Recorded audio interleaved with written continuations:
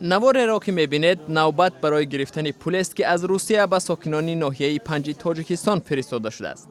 ولی اکثریت بی پول به خانه برگشتند چون بانک‌ها با اشاره به نبودن علاقه مستقیم با شبکه‌های انتقال مبلغ از دادن پول ارسال شده به آنها سرپیچی می‌کنند.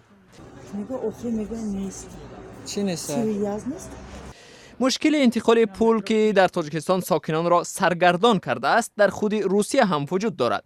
در نواری که از ایستگاه متروی کیفسکی شهر مسکو امروز 12 دکبر به ما فرستاده شد نیز دیده می شود که شرکت یونیستریم درهایش بسته است. به قول مؤلف نوار شرکت از مشکلات تکنیکی خبر داده نه مبلغ قبول می کند و نه آن را باز پس می دهد.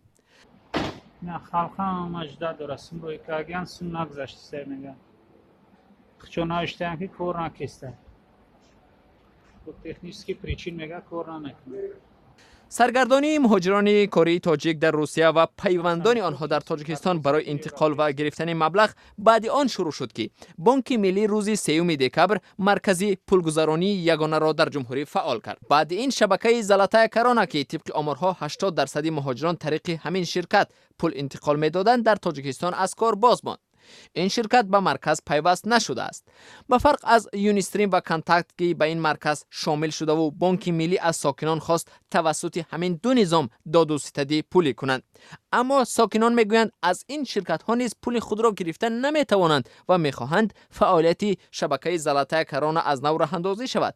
زیرا بسیاری از کاربرانی که با این شبکه به تاجیکستان پول میفرستادند میگویند آنها توسط نرم افزار تلفنی دستیشان پول ارسال کرده بودند و اکنون نمیتوانند پول خود را دوباره بازپس بگیرند و یا نزدیکانشان آن را از تاجیکستان دریافت کنند. این برای ما خیلی خوب بود، یک چیز عادی‌تری ما با تلفن میگرفتیم های میکردیم.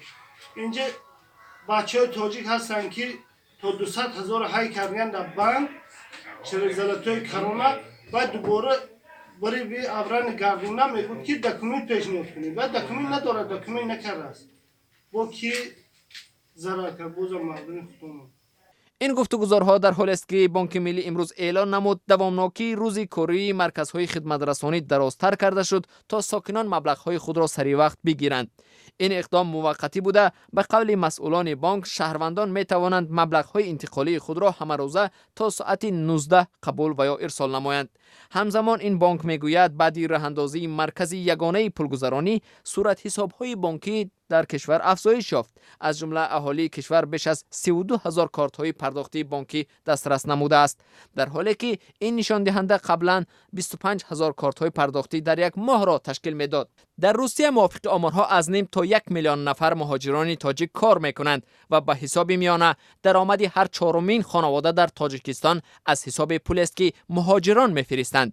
بنابر آمار آخرانی که مقامات اعلان کردند، مهاجران کره تاجیک تا ماه نوامبر سال روان تنها از روسیه بیش از 2.5 میلیارد دلار مبلغ فرستادند.